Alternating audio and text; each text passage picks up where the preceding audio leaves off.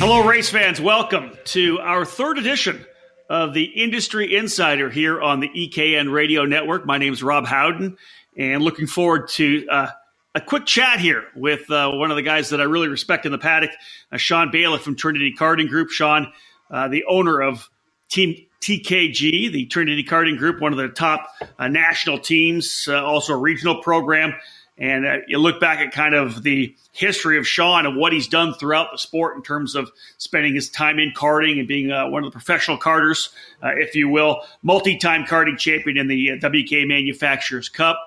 Anyone who's been around the sport a long time remembers the Elkhart Grand Prix, that amazing street race. Well, that was an event that Shawn won on numerous occasions.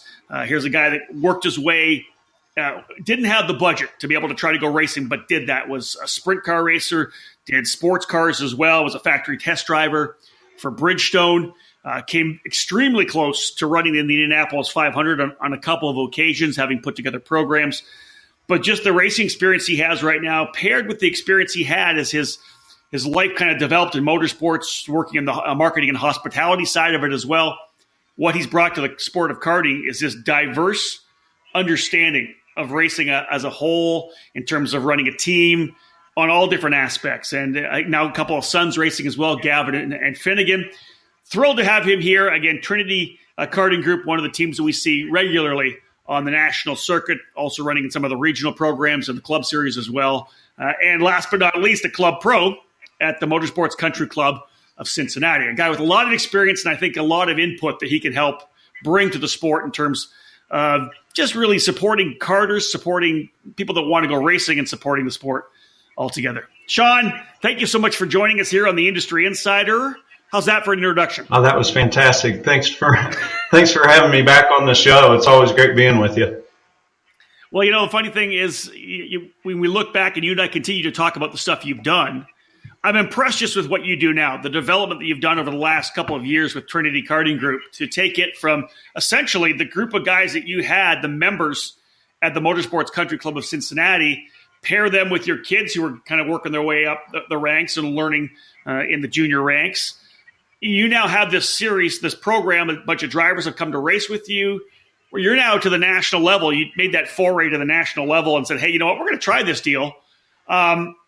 I think that's just super impressive. When you come to a track, I can see the experience you've had in marketing and hospitality and professional motorsports, because that's what you display when you're on the SCUSA Pro Tour or wherever you are. You really bring TKG to that high level where you're presenting a fantastic racing team.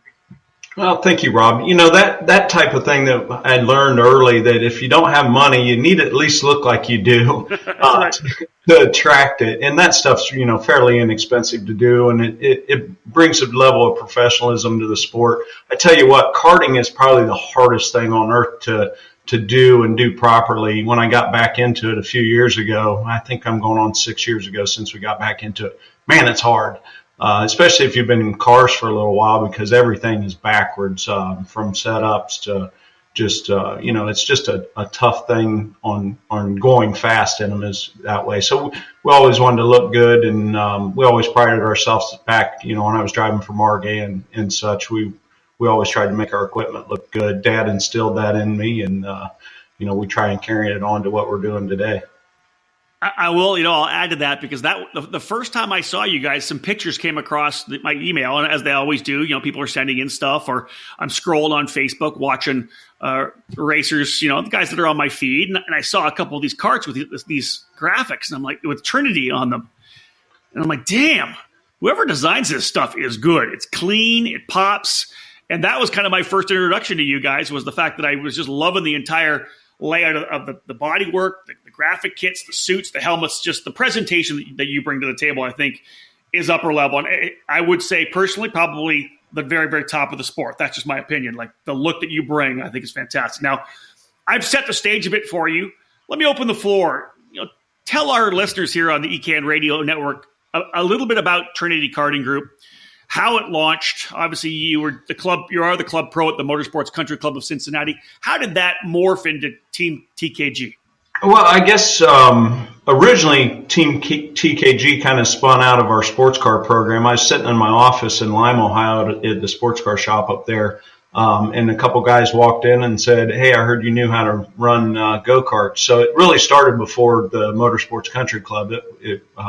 I said, "Yeah, I do. We can get you a couple carts, but if you do it, you got to get me one too." So that's kind of how it started, because I said the best way to train you is to drive behind you and push you, and I can see it from the catbird seat, I guess is the way to say it. So yeah, we started that, and I said, I don't want you guys to go racing until you're ready. So Steve Boyer was my one driver. He's since sadly passed away, but we would go in on Fridays to G&J Cartway up in Camden and set up our stuff and test all day and have fun, and then we would leave on Saturday morning while all the other race teams are arriving for the race weekends, and they're like, "Where are you guys going? Why don't you race?" And I was basically said, these guys aren't ready yet. So we did that for a whole year and just had a ton of fun. Well, when he was ready to go racing, we showed up, and he set fast time, but they had a rule that you had to start in the back.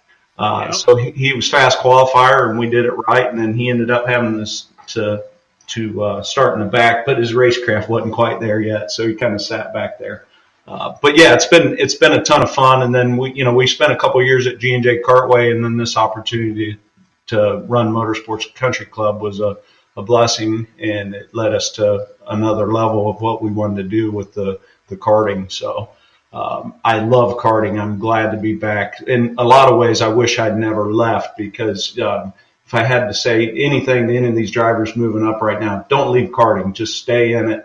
Go do what you do, trying to make your success up the ladder, but stay in karting, because when you leave it, it'll run by you, and you try and come back into it, and the technology changes. I got back in, we used to run solid axles, 1.25 inch stuff, and you come back and there's these 50 millimeter axles, and there's 6 or 7 of them, and it's like, what are these things for? So yeah, definitely moved into what we wanted to do. I got back in the kart and just loved it. Absolutely. It's a very hard thing to do fast. And they're so quick, everything's happening at Mach 1. And you really got to teach yourself to slow your hands down. It's funny, David Osborne did some 1600 stuff. He's on our Team Pelfrey ladder. Actually went to another team this year, but I think it's funny, him and Sam Paley are both members here, but they come back and get in their karts, and they're turning in about 20 feet too early in anticipation of, their formula cars. So, but yeah, we got a great program that we're slowly building. Our results don't necessarily show it at the national level yet, but they eventually will. We are a driver development program. People think that we should be immediately up front just by the way we look. That's a tough thing when you're dealing with Jake Craig and, Ryan Norberg and those guys. These guys have been doing it for a long time, and it's just tough, but we're doing it right, we think. Shawn, the funny thing is you say that because you are a driver development program, and I think the ECAN listeners are going to get a better feel of this as we talk about before we go to our first commercial break. And that's the fact that you did jump into the deep end to run X30 Senior, even X30 Junior, but you look at the amount of guys on the SCUSA Pro Tour who are in the top 10, top 20 of our ECAN driver rankings, and it's a who's who all the way down, the top 15 in qualifying. So for your guys to kind of get in there, it really is baptism by fire. But when we talk about you as a full development program, I think that's what really is key.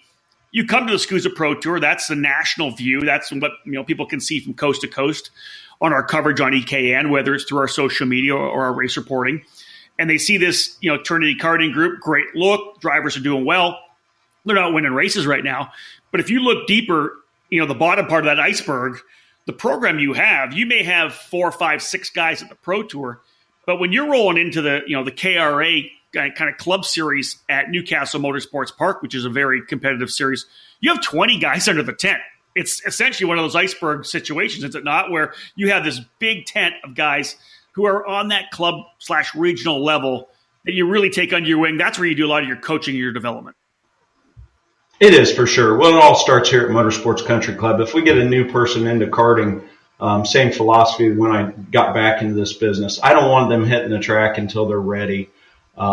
we do. It's kind of funny. We have our smallest unit at the national stuff, where most of the teams are bringing in their tractor trailers into the national races. Well, our tractor trailer goes to the regional races, and our smaller unit goes to the SCUSA races and the like. But I think we might be going to Phoenix in a ProMaster van. So we just try and do it the right way. Definitely, we've got some great drivers coming up that are going to be probably making their scene into the national races next year, but we're still working at them. We kind of focused more on the Masters originally. Nothing wrong with dads, but I felt like I didn't want to get yelled at too much by a dad. But we've got a great group of dads that understand what's going on. And I have a code of conduct, actually, that I make the drivers and their parents sign, that it's not going to be this yelling and screaming that you see sometimes at races. And so we're looking forward to the bunch that we have. Unfortunately, our first two races have got frozen out at KRA. Yesterday we had snow on the ground, so it's hard to get this season underway. Although we don't feel like we took a break with what we did since November on. So, Shawn, you had this great group and a big group of guys that run the club program at KRA, but you guys are going to be doing some different stuff this year. Let me give you an opportunity to talk a little bit about what you guys are running, because it's not just the SCUSA Pro Tour and it's not just KRA. You've got other programs that you're fitting into the overall schedule for Trinity this year. Yeah, we our full intention is to run the full Pro Tour for sure.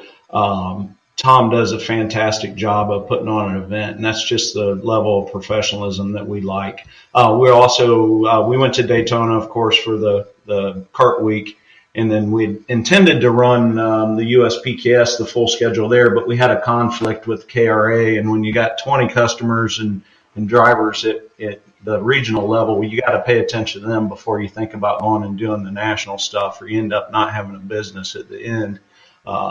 So we are going to run the remainder of the USPKS races. We're going to do a select few WK events. I think we're going to do the Newcastle one and then the Grand Nationals at the end of the season. Then I think USPKS does the GoPro and Newcastle. So we got three big national races at our home track. So hopefully that'll jump us up onto the spotlight of getting up front, because it's definitely an advantage to have the home track. One thing, though, that causes us issues at KRA is they run a Bridgestone YLC tire in the tag, so we don't get a lot of test time on the MG and Venco brands. So that gives us a little bit of a deficit, so we're not quite have that unfair advantage that Penske always likes to have. But I did mention that off the top that you did get very close to getting a chance to run in the Indy 500 on a couple of occasions.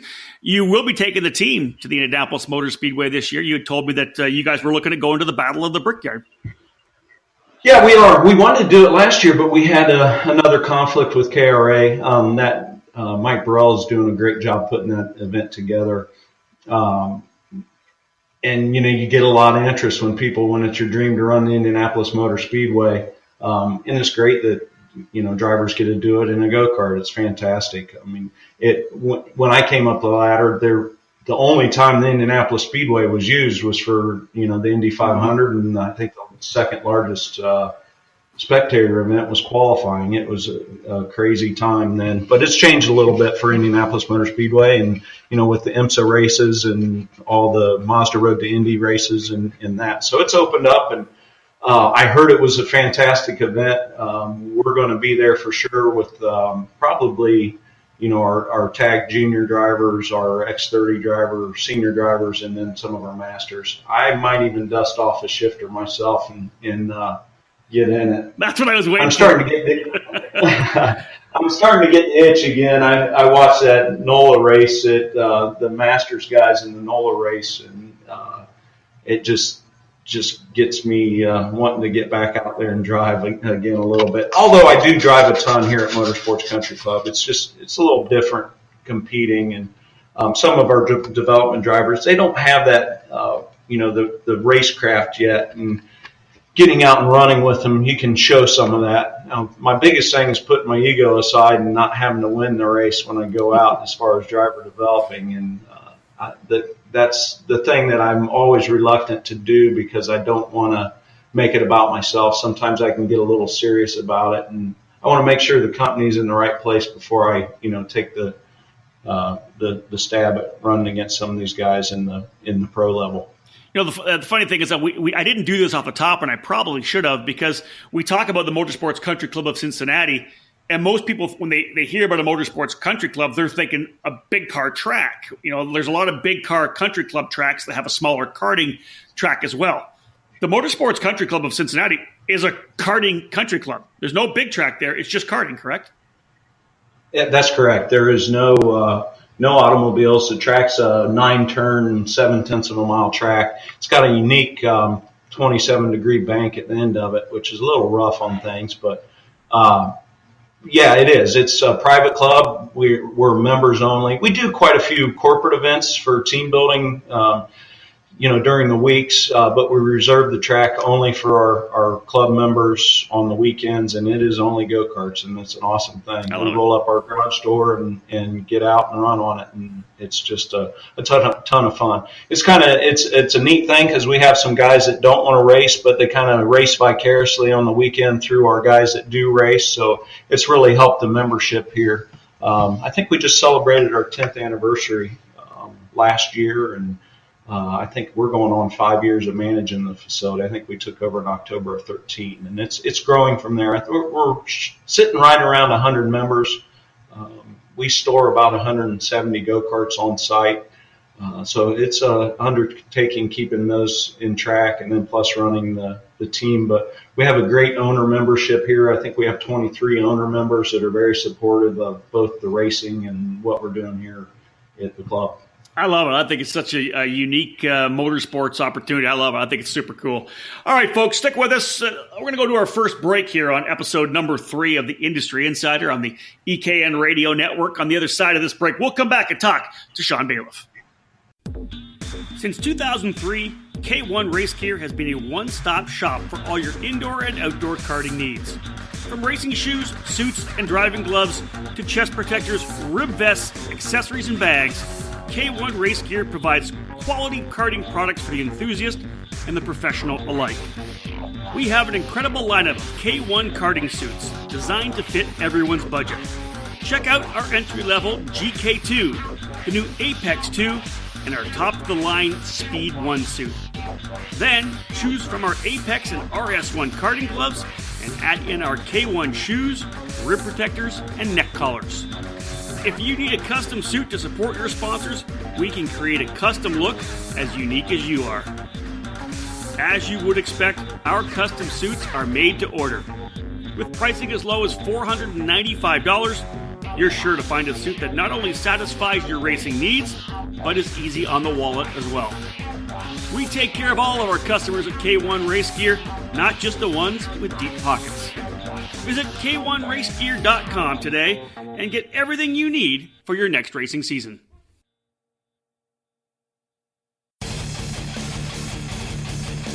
In a sport where the difference between winning and losing is measured in hundredths of a second, you can't afford to leave anything on the table. You invest in the best equipment, the latest components, and top-of-the-line data acquisition systems. Anything to find one more tenth, right? I'll tell you right now, the best investment you could ever make is in yourself. If you want to improve your results, it's time for professional instruction and coaching at the Alan Rudolph Racing Academy. Located at the new state-of-the-art Speed Sport Racing Park just north of Houston, the Alan Rudolph Racing Academy uses the very best equipment, Burrell Art Carts. They offer half-day, 1-day, 2-day, and 3-day clinics. They have a one-on-one student-to-instructor ratio, and they will design a customized curriculum for each student. Alan Rudolph is one of the most respected people in the sport, and he has nearly 20 years' experience training drivers, including Chase Elliott, Neil Alberico, Austin Versteeg, and Sabre Cook, and rising stars like Pietro Fittipaldi. Train with a champion with over 30 years of racing experience to get proven results. Start off your season with a driver tune-up. Tune up your season with some driver coaching. Or get ready for the big races by training with the best. Reserve your dates now by calling 866-607-RACE.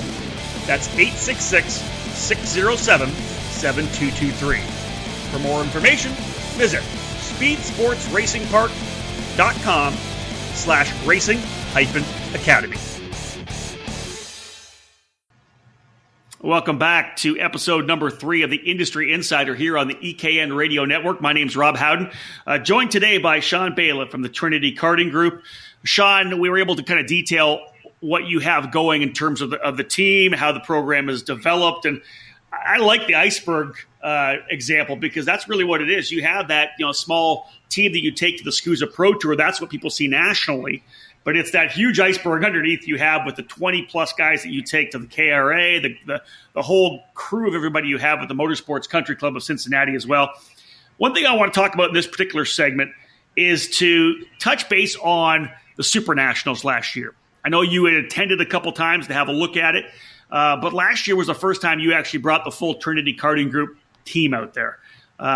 Give me your initial thoughts on what it was like being at the Super Nats for the first time in that role, the team owner role, the coach, the tuner, the whole, you're all in. You're not just there to watch. You've rolled out the dog and pony show.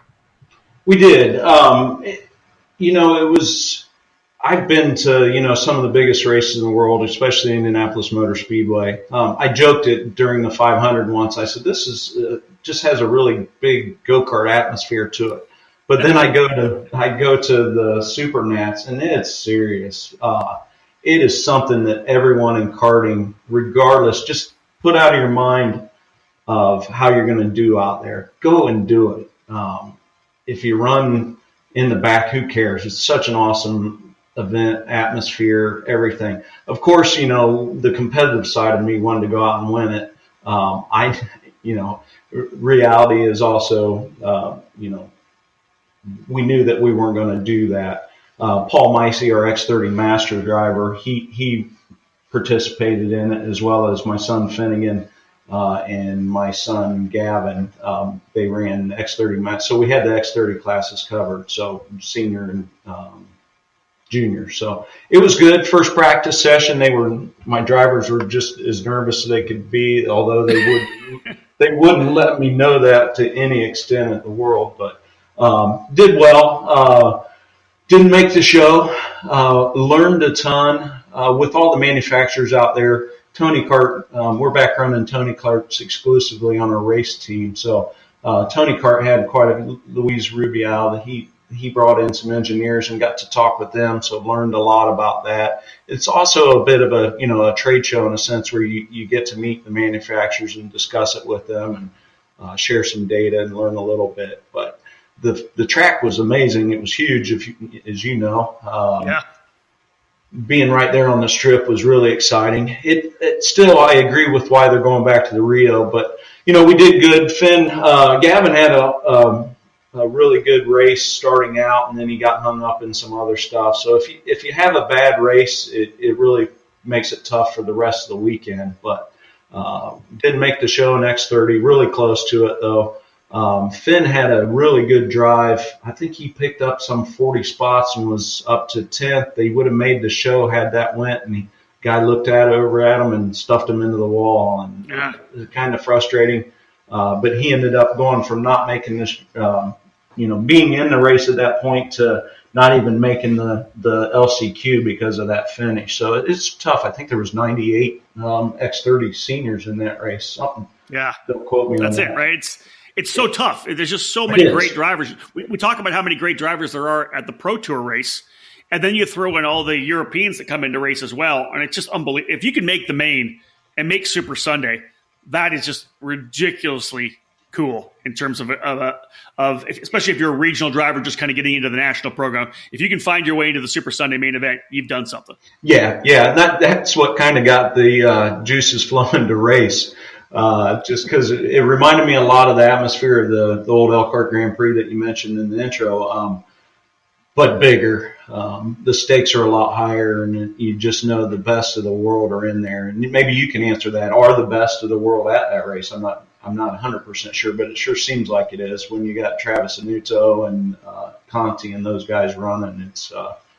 It makes us want to be the best in karting and raise our level to that we can go compete and win. That's a dream of mine is to go win the Super Nats as a team owner. Yeah, I think the event definitely draws a number of the top drivers. We're, of course, not getting all the top drivers coming over to run the event, but you just look at the guys that we do get. Travis Nuto being a perfect example, Callum Bradshaw, with just the amount of great drivers that we're able to bring over, and, of course, in the KZ category as well. Yes. Let me ask you one thing before we jump to the next break to cap off this segment on the Super Nats. You went there for the first time. And to be honest, Shawn, you really have – you've jumped yourself into the deep end of the pool. You know, you went from a regional program up to a national program, and then you're on the Super Nats as well. You learned on the Pro Tour. What can you look back on and say, I really learned at the Super Nats this year as a team owner? I guess it would be probably management of just how you take care of your tires, taking the very best equipment you have out there. I went with philosophy. I went with older frames. You can't do that. You got to have the best of everything out there, with the knowledge that, you know, if something happens, you might write off a new frame. But I went with year-old chassis, knowing my drivers were a little bit new, and then they might, you know, connect with the barriers there. We had a pretty clean race. We didn't tear up anything. So you definitely need to do that. You got to have your engine program at the very best it can be. And just, you know, the drivers have to be ready for it. They can't be thinking about the walls. If the wall happens, you know, that happens. We can rebuild it, but you just got to go. You know, we've talked a little bit on a lot of the racecraft stuff, but you just got to be moving. You can't hesitate. You got to be moving to the front. And just probably my coaching style be a little bit different next year. You definitely go into it. To be the best, old Ric Flair, you say, you know, to be the best, you got to beat the best. And going out there the first time, the drivers learned a lot. If you go out there, I think we'll have a lot better showing moving it over to the Rio and just knowing that, you know, you're encompassed in these walls and it's no big deal. I think by the time Sunday rolled around, our drivers were starting to really feel comfortable. Paul Micey came from 20. I think he was a hard charger in the LCQ and got 21 spots. Yep. So he, you know, we'll go back there and have I'll have it. You don't have the butterflies of it. You know how the system flows, the day flows, how to maintain yourself as far as keeping yourself fresh. It's a long day for the crew. So just getting it under your belt is, you know, that is kind of reminding me of my first 24-hour. You know, you got to know how to take care of yourself throughout the whole week because it's a long week.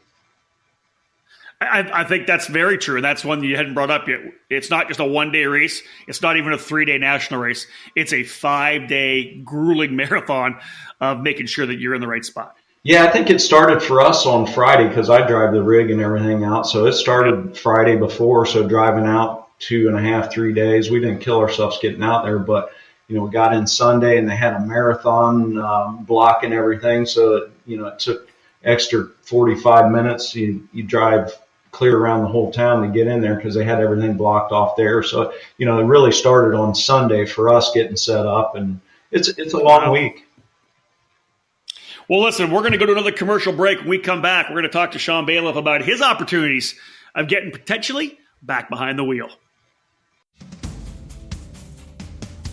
If clean racing, fair competition, and tons of fun is what you're looking for in a racing program, then look no further than the United States Pro Kart Series.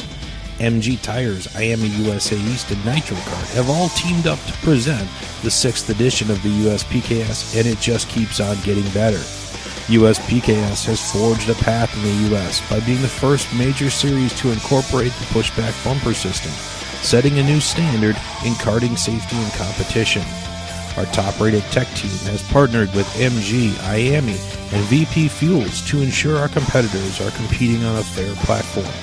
With a renewed focus on value, the 2018 version of the USPKS will take its racers to top karting venues like Ocala Grand Prix, GoPro Motorplex, and Newcastle Motorsports Park. Maximizing track time and fun is what the US Pro Kart Series is all about.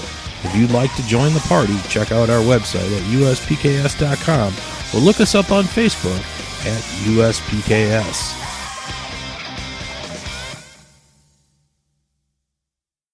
From the high banks of Daytona to the triple jumps in Anaheim, racers and engine builders alike have one goal in common, a trip to victory lane. That's why the pros use Klotz synthetic lubricants. For over 53 years, Klotz has dedicated itself to mastering the science of synthetic lubrication and why racers around the world rely on Klotz. Order by calling 800-242-0489 or online at klotzlube.com. Klotz synthetic lubricants. Less drag, more power.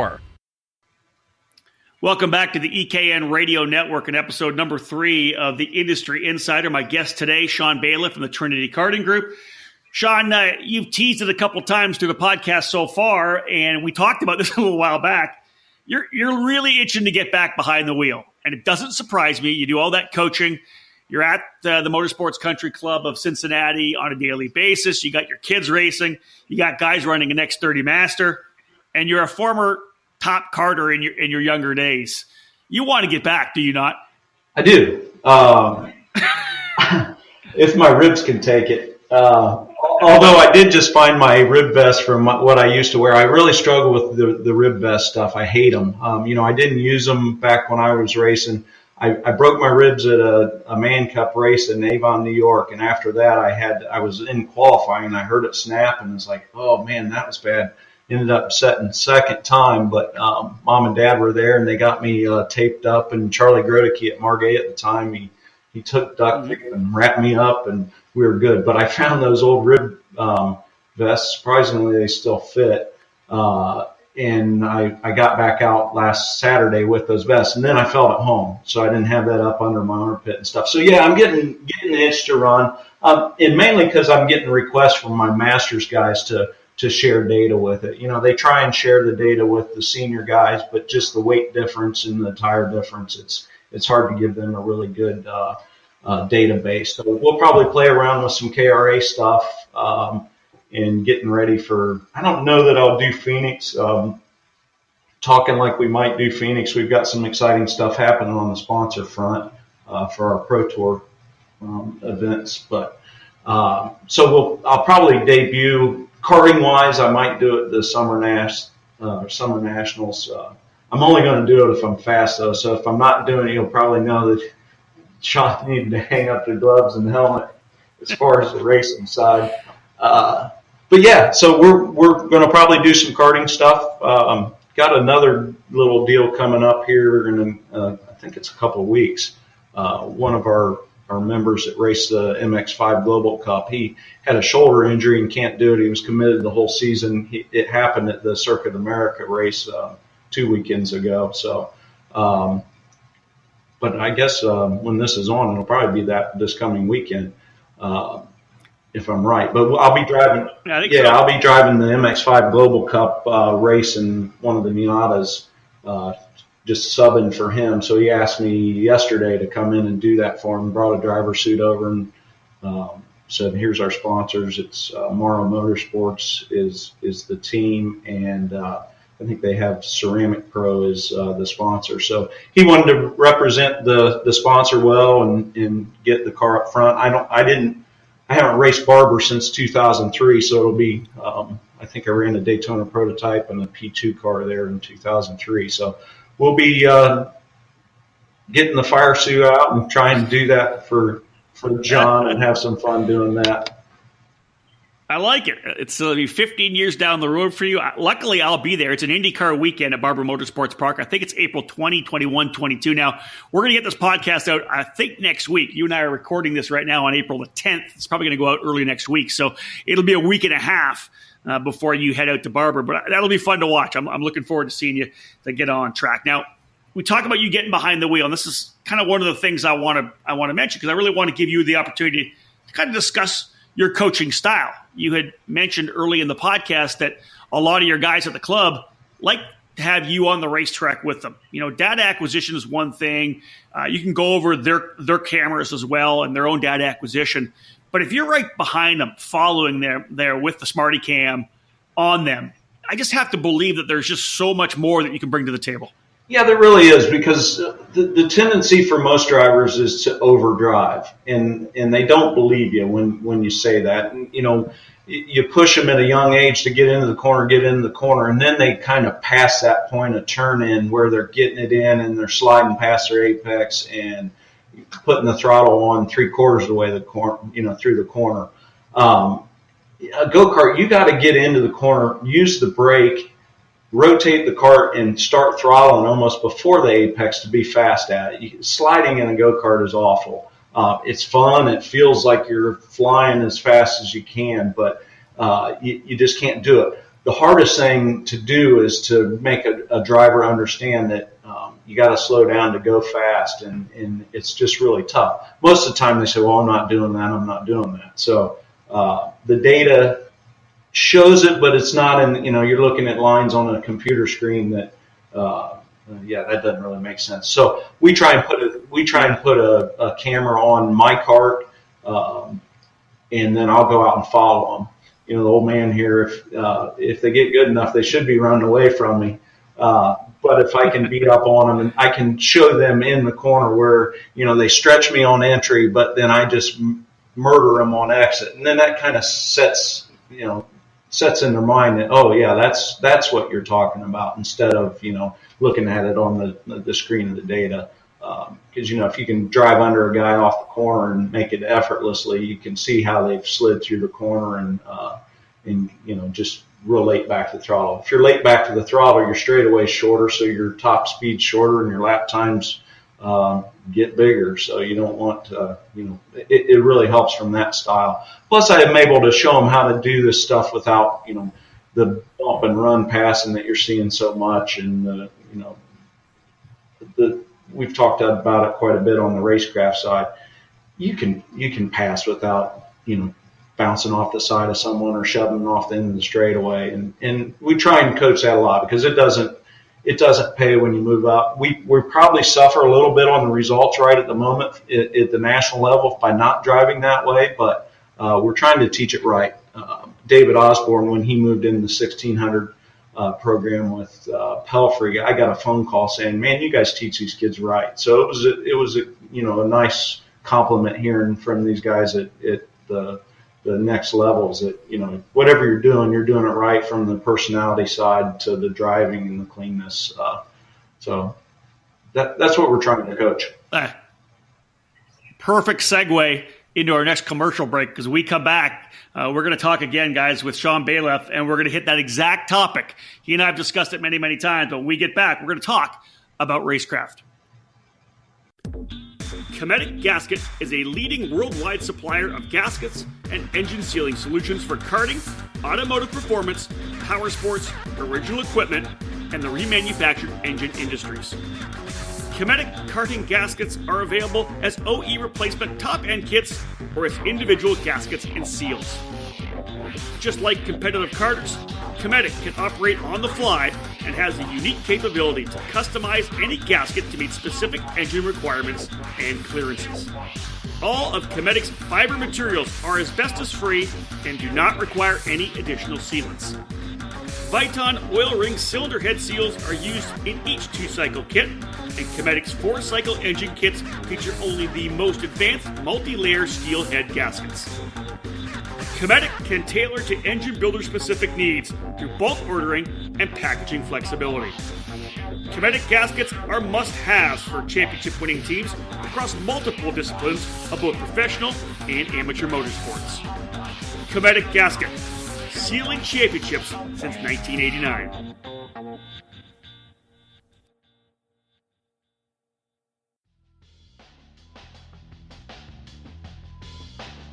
After taking on the highly anticipated Florida Winter Tour, remaining promoted events by Rock Cup USA include the Rock Festivals and Rock the Rio event. In May, join us at the NOLA Rock Festival at NOLA Motorsports Park in Avondale, Louisiana. It's set for May 17th through 20th. The NOLA Festival will see the Rockers take to one of the best facilities in the country and undoubtedly a race favorite. The second Rock Festival will be at Oakland Valley Raceway Park in Cuddybackville, New York, and will take place July 19th through the 22nd. Full podiums at both events will receive Rock the Rio entry, while race winners at the OVRP Festival will also receive coveted Rock International Finals tickets, provided they participated in both festivals. The crown jewel of the 2018 schedule will see the rockers from around the world descend on the fabulous city of Las Vegas at the Rio All-Suite Casino and Hotel. The first annual Rock the Rio event will award upwards of $35,000 in cash over the 7 rock classes. For more information on all Rock Cup USA promoted events, please visit www.rockcupusa.com.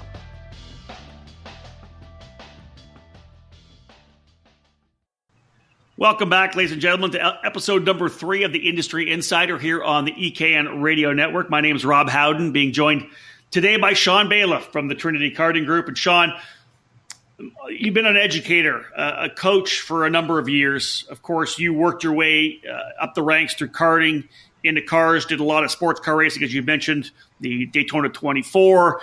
You've run Daytona prototypes, sprint cars. You have that vast level of knowledge that sets you up nicely to be a driver coach because you have such different experience.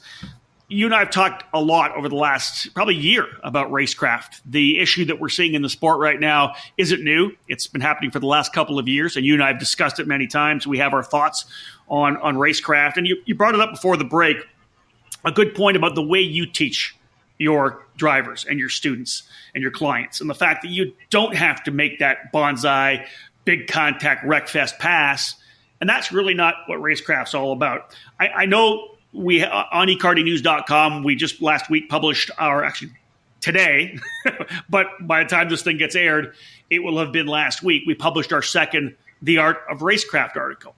TJ Coyne did the first one, Jamie Saraki did the second one, and we have you lined up to do one for us in coming weeks as well. Right now, though, let's discuss a little bit. What are your thoughts? Let's start with the issue of racecraft. What are your thoughts, and what are you seeing on the racetrack now in terms of the problems that we're having?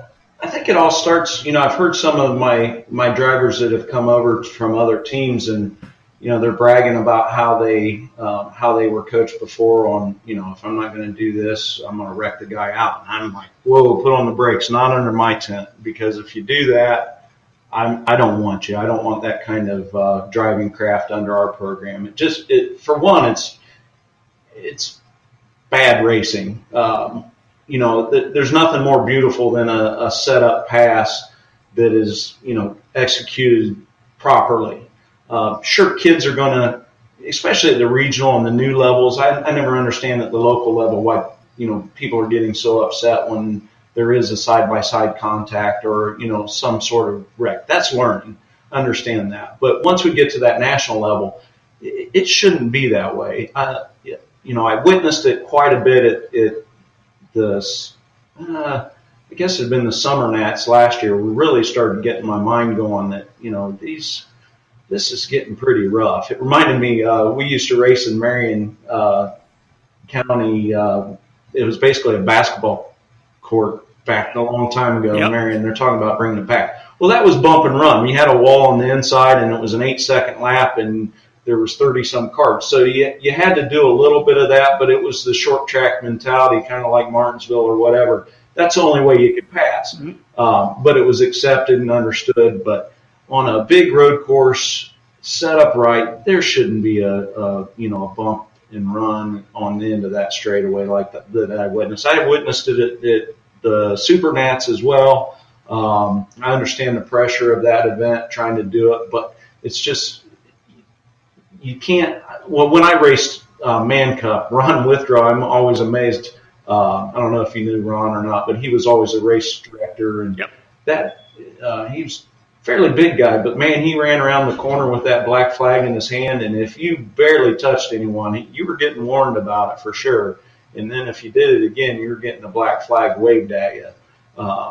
Joey Lenati and I used to have some big old battles, and a couple times that, either him got me or I got him back, but you just can't race that way, especially if you have any aspirations of moving up the ladder.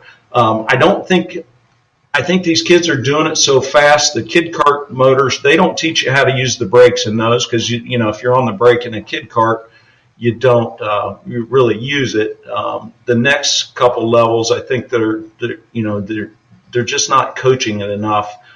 They're just with the body work that's on them. I love the body work. I don't want to see that go because that makes a go-kart very attractive. We didn't run any kind of body work when I raced. We had a driver fairing and number panel. So if you touch wheels in, you were on your lid pretty quick. And so there was a little more respect. I know the nose cones started to come in a little bit, and Ron made them get them off because you could lift up the rear of the cart and spin the guy out in front of you. So it's not a new thing. It just seems really excessive that it's happening now. I don't coach it. I've seen my boys have altercations, so they're not 100% innocent in this. But from my view, they're still learning. But if it's not getting coached under the tent by the teams, it's going to happen. The race officials can only do so much, but we got to start teaching it from the team level. And that's going to be a tough thing to overcome because winning races is, tantamount to what we're trying to do here.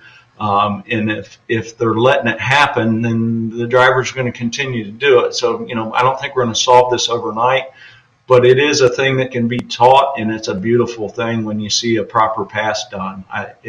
That's when it's good racing, when you see, 30, 40 guys out there racing and they're all finishing and there's a beautiful pass every lap by something. They're trading back and forth. And, I hate seeing these poor kids that spend all this money and they're sitting on the sidelines or on that ride of shame, as we call it under our tent on that back of the wagon.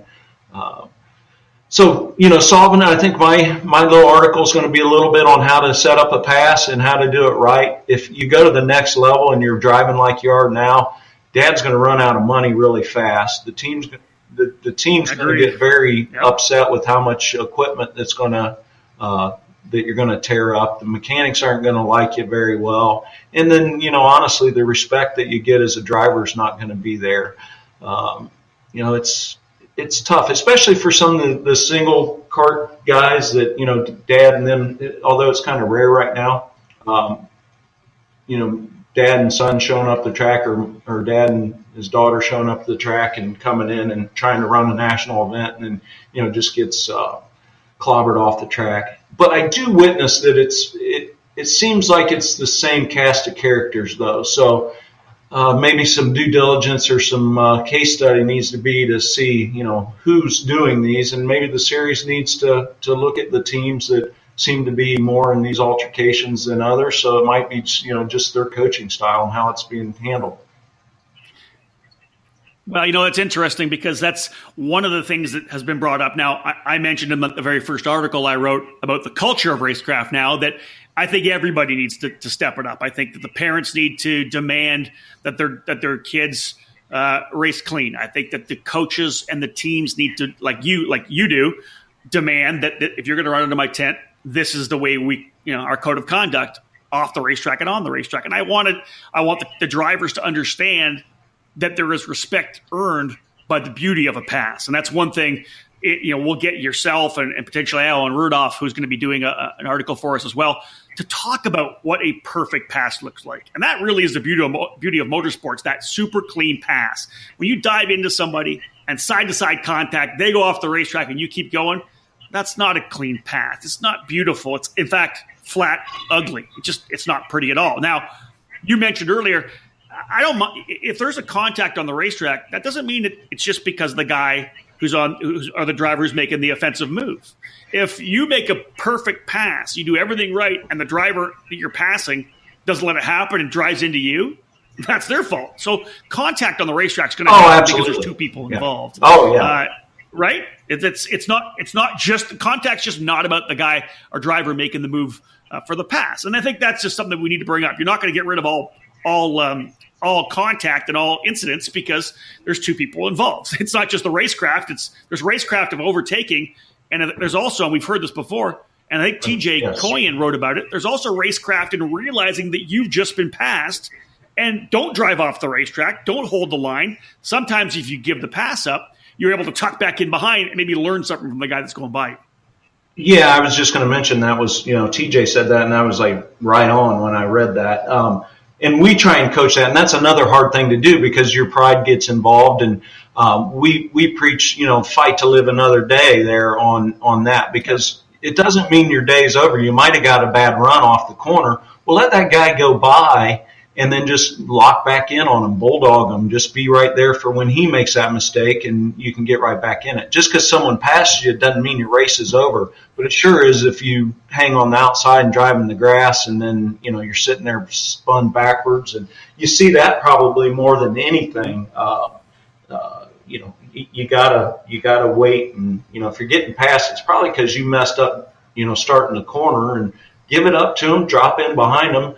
The worst thing that, happens is you still finish in that same position because he's going to get you again, or if you're hanging on the outside, your day's done, and, just go back at it and try and work at getting him back going. But, yeah, exactly.